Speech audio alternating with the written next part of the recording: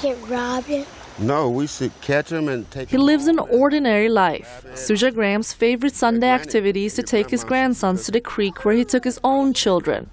But Graham has struggled for most of his 62 years. He spent the first 11 years of his life in Louisiana's cotton fields.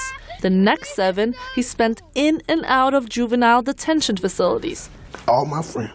Then, a robbery conviction at age 18 put him in adult prison for life. He learned to read and write there and denounced his earlier criminal activities. But it was a time of vast prison overcrowding and rioting. Things went terribly wrong. They opened up a new exercise yard in Soledad State Prison. W.L. Nolan and 2 other blacks was killed, murdered. Pow, pow, pow. And that's what started the movement. People looked at the situation and said, we dying. He said, let's organize ourselves and die together. Graham was later blamed for the murder of a prison guard. He tried to prove his innocence for the next 8 years. But after the second trial on the charge, he was sentenced to die.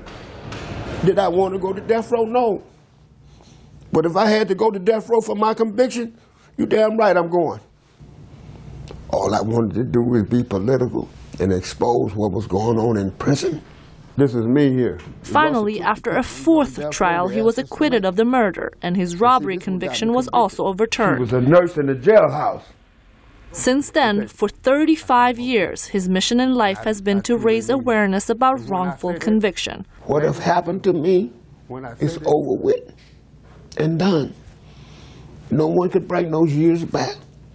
No one can remove the psychological scars.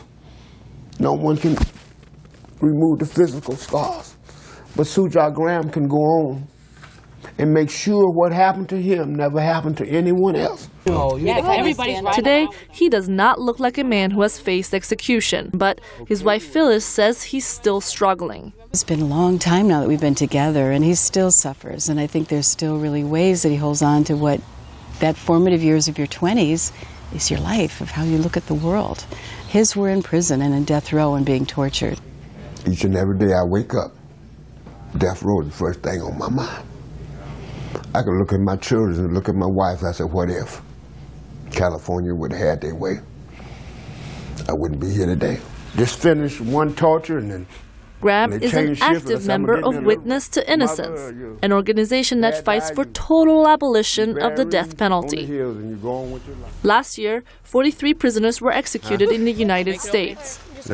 We're going to take the hill, okay? Oh, okay. Graham says he could have been one of them, and there's not a day that passes that he's not reminded of what could have been. Fun in the creek?